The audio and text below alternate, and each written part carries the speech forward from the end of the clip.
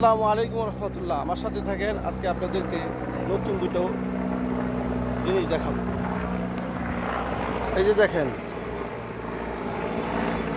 বীর সিপাহী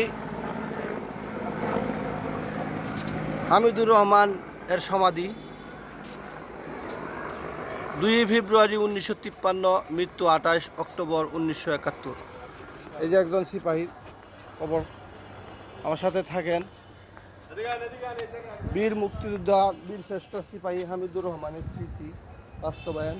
এই যে বীর শ্রেষ্ঠ হামিদুর রহমান জন্ম, এই যে ওনার এটা সমাধি, বীর শ্রেষ্ঠ সিপাহী হামিদুর রহমান।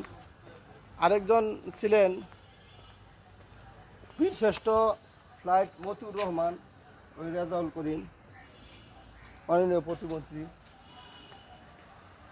একটা সুন্দর লেখা, যখন বুকে রক্তে শিখেছি তখন নাম বাংলাদেশ, যখন আমি মতিউর রহমান করাচির কাঁচা চিরে ছুটে গেল মহাশূন্য 33 বিমানে।